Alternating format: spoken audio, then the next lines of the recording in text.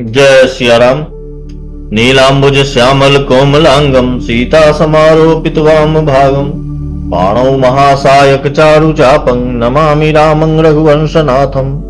कर्पूर गौरं करुणावतारं संसार सारं भुजगेन्द्रहारं सदा वसन्तं हृदयारविन्दे भवं भवानी सहितं नमामि। मनोजवं मारुततुल्यवेगं जितेन्द्रियं बुद्धिमतां वरिष्ठं वातात्मजं वानरयूथमुख्यं श्रीरामदूतं शरणं प्रपद्ये। बन्धौ गुरुपदिकंज कृपा सिंधु नररूप हरि महामोहतम पुंज जासु वचन रवि कर निकर। जय सिया राम। मानसामृत के अगले भाग में आपका फिर से स्वागत, फिर से जय सिया राम। पिछले पाठ में हमने बालकांड के दोहा संख्या 250 तक का पाठ किया था।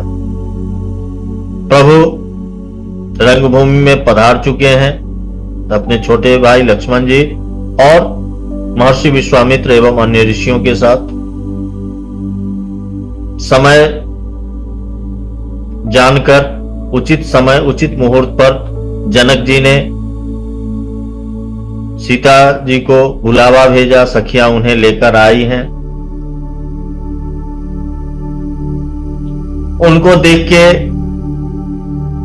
राजा गण जो है वो दो भाग में बट गए। कुछ किसी हाल में जानकी जी को पाना चाहते हैं, कुछ उन्हें जगत जननी मानकर और श्री राम को जगत पिता मानकर नमन कर रहे हैं। इस बीच जनक जी की आज्ञा पाकर भाटों ने उनका प्रण सुनाया कि इस विशाल शिव धनुष को जो तोड़ देगा जानकी जी उसके गले में वरमाला डालेगी। अब सभी राजा अपना अपना प्रयास कर रहे हैं अपने अपने इष्ट देव को नमन करके और तमक कर किटकिटा कर जोर लगाकर धनुष को उठाने जाते हैं और धनुष उनसे उठना तो दूर तिल भर खिसक भी नहीं पा रहा है और वे शर्मिंदा होके वापस आते। यहां तक का पाठ हमने किया था दोहा संख्या 250। अब 250 से आगे बढ़ते हुए आगे का पाठ। जय सिया राम। तमक धरहि धनु मूढ़ नृप उठई न चलहि लजाई मनहु पाई भट बाहुबल अधिक अधिक गरुआई। दोहा संख्या 250 आगे। भूप सहस दस एक ही बारा लगे उठा बंटरई नटारा डगई न शंभु सरासन कैसे कामी बचन सती मन जैसे। तब 10,000 राजा एक ही बार धनुष को उठाने लगे तो भी वह उनके टाले नहीं टलता। शिव जी का वह धनुष कैसे नहीं दिखता था जैसे कामी पुरुष के वचनों से सती का मन कभी चलायमान नहीं होता। सब नृप भय जोग उपहासी जैसे बिनु विराग सन्यासी कीरति विजय वीरता भारी चले चाप कर बरबसहारी। सारे राजा उपहास के पात्र हो गए, उपहास के योग्य हो गए जैसे वैराग्य के बिना सन्यासी उपहास के योग्य हो जाता है। कीर्ति विजय बड़ी वीरता इन सब को वे धनुष के हाथों बरबस हार कर चले गए। श्रीहत भय हारि राजा बैठे निज निज जाई समाजा नृपनि बिलो की जनक अकुलाने बोले बचन रोष जनुसानी। राजा लोग हृदय में हार कर श्रीहीन हो गए, हतप्रभ हो गए और अपने अपने समाज में जाकर बैठे। राजाओं को असफल देखकर जनक अकुला उठे और ऐसे वचन बोले जो मानो क्रोध में सने हुए थे। दीप दीप के भूपति नाना आए सुनी हम जो पन उठाना देव धरि मनुज शरीरा विपुल वीर आए रणधीरा। मैंने जो प्रण ठाना था उसे सुनकर द्वीप द्वीप के अनेकों राजा आए।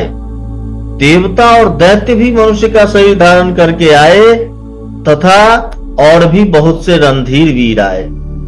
कुंवरी मनोहर विजय बड़ी कीरति अति कमनीय पावन हार बिजंच जिन जनु रचौ न धनु दमनीय। परंतु धनुष को तोड़कर मनोहर कन्या बड़ी विजय और अत्यंत सुंदर कीर्ति को पाने वाला मानो ब्रह्मा ने किसी को रचा ही नहीं।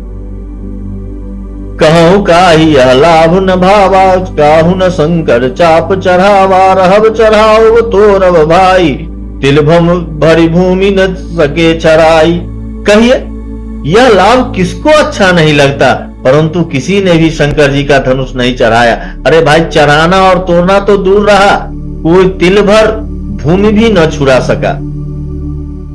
अब जनि को माखे भाखे भट मानी, वीर विहीन मही मैं जानी, तजहु आस निज निज गृह जाहु, लिखा न विधि वैदेही विवाहु।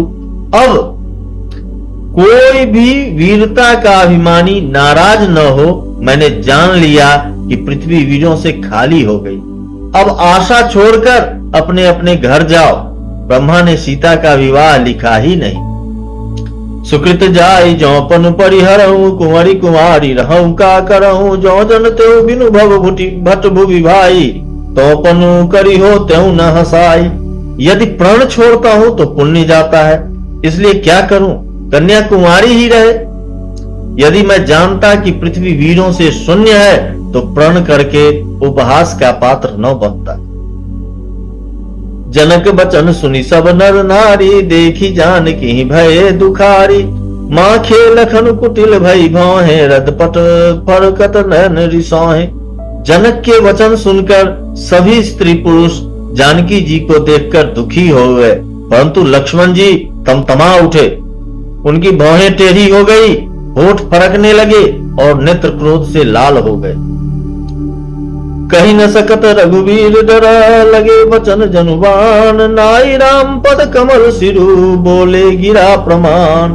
श्री रघुनाथ जी के डर से, श्री रघुवीर जी के डर से कुछ कह तो सकते नहीं, पर जनक के वचन उन्हें वाण से लगे। जब न रह सके तब श्री रामचंद्र जी के चरण कमलों में सिर नवाकर वे यथार्थ वचन बोले। रघुवंशिन महजह को होई, तई समाज अस कहि न कोई, कही जनक जसी अनुचित बानी, विद्यमान रघुकुल मनि जानी।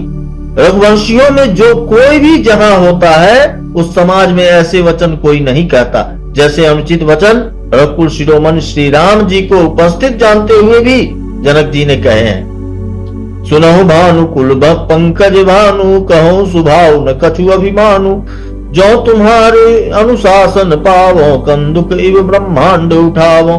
हे सूर्य कुल रूपी कमल के सूर्य, सुनिए, मैं स्वभाव ही से कहता हूं, कुछ अभिमान करके नहीं।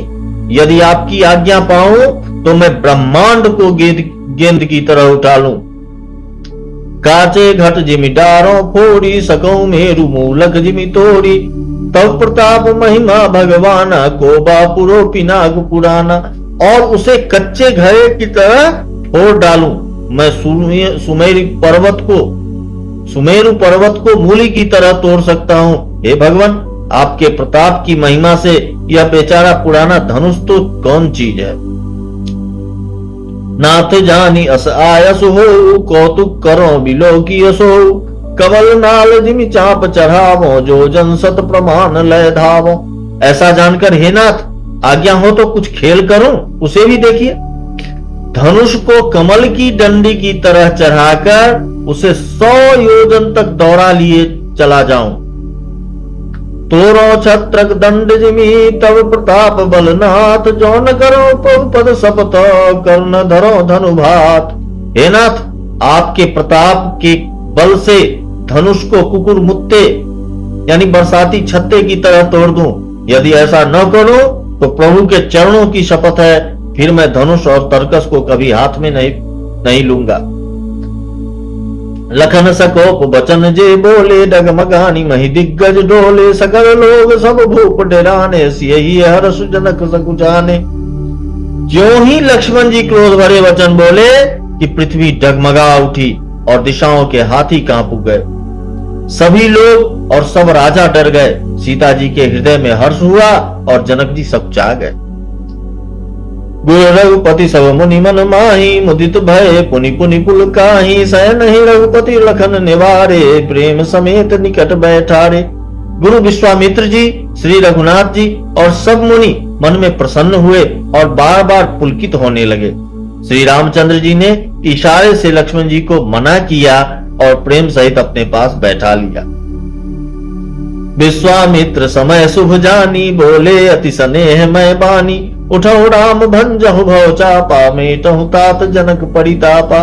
विश्वामित्र जी शुभ समय जानकर अत्यंत प्रेम भरी वाणी में बोले, हे राम उठो, शिव जी का धनुष तोड़ो और हे तात जनक का संताप मिटाओ।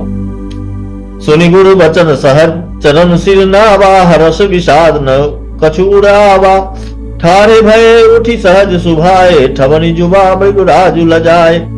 गुरु के वचन सुनकर श्री राम जी ने चरणों में सिर नवाया। उनके मन में न हर्ष हुआ न विषाद, और वे अपनी एड़ खड़े होने की शान से जवान सिंह को ही लजाते हुए सहज स्वभाव से ही उठ खड़े हुए। उदित उदयगिरि मंच पर, रघुवर बाल पतंग। बिकसे संत सरोज सब, हर्षे लोचन भृंग। मंच रूपी उद्याचल पर रघुनाथ जी रूपी बाल सूर्य के उदय होते ही सब संत रूपी कमल खिल उठे और नेत्र रूपी भौरे हर्षित हो गए। नृपन केरी आशा निसी नासी, न बचन न खत अबली न प्रकाशी। मानी महिप कुमुद सकुचाने, कपटी भूप उलूक लुकाने। राजाओं की आशा रूपी रात्रि नष्ट हो गई। उनके वचन रूपी तारों के समूह का चमकना बंद हो गया। वे मौन हो गए। अभिमानी राजा रूपी कुमुद संकुचित हो गए और कपटी राजा रूपी उल्लू छिप गए। भय बिशोक कोक मुनि देवा, बड़ी सही सुमन जना वही सेवा। गुरु पर बंदी सहित अनुरागा, ब्राह्म मुनि सन आय सुमागा। मुनि और देवता रूपी चकवे शोक रहित हो गए। वे फूल बरसाकर अपनी सेवा प्रकट कर रहे हैं। प्रेम सहित गुरु के चरणों की वंदना करके श्री रामचंद्र जी ने मुनियों से आज्ञा मांगी। सहज ही चले सकल जग स्वामी, मत्त मंजु बर कुंजर गामी। चलत राम सब पुर नर नारी, पुलक पूरी तन भय सुखारी। समस्त जगत के स्वामी श्री राम जी सुंदर मत वाले श्रेष्ठ हाथी की सी चाल से स्वाभाविक ही चले। श्री रामचंद्र जी के चलते ही नगर भर के सारे स्त्री पुरुष सुखी हो गए और उनके शरीर रोमांच से भर गए। बंदी पितर सुर सुकृत संभारे, जो कुछ पुण्य प्रभाव हमारे। तो शिव धनु नाल की नाई, तो रहु राम गणेश गोसाई। उन्होंने पितर और देवताओं की वंदना करके अपने पुण्यों का स्मरण किया।